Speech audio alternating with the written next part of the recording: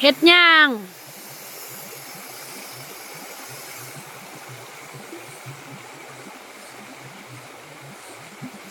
เฮ้ย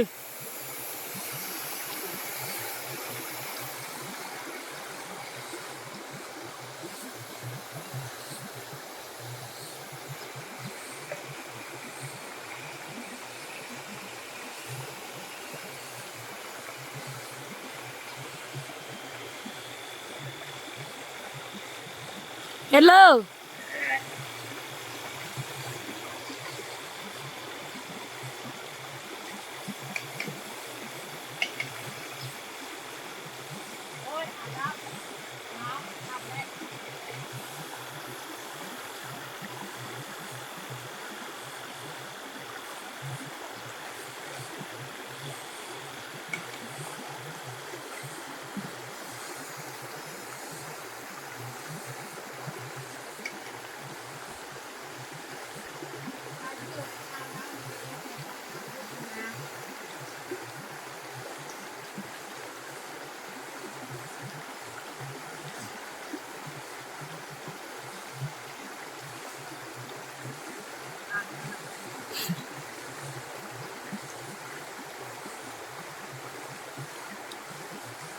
พอแล้ว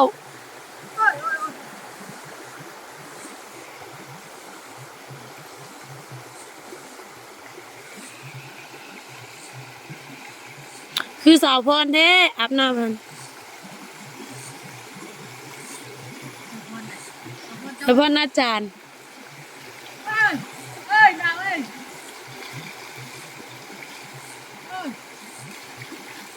บ้าน้ำฟันก้อนอ่ะตายถ่าเขาไว้เลยฮะ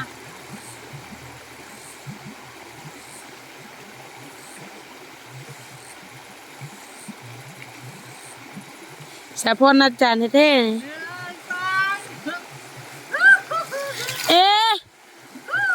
ผมเป็นสงกรานต์นะเนี่ย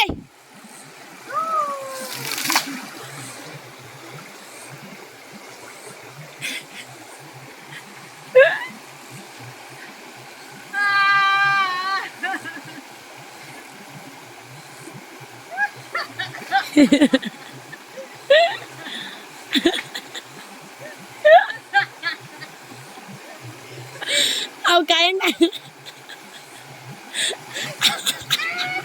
อาบไม่ได้หนาวอาบเยอะอาบแล้วหนาวจะอาบแล้วตัวนี้แหละ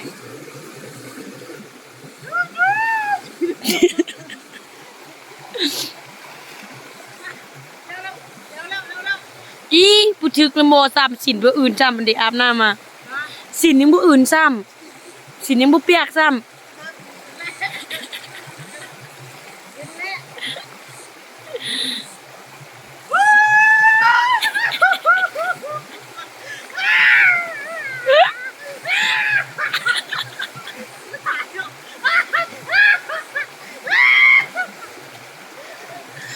พอเยอะคันสิปานนั่นก็ได้หนาวไม่เห็นเนาะเห็นเดียวเห็น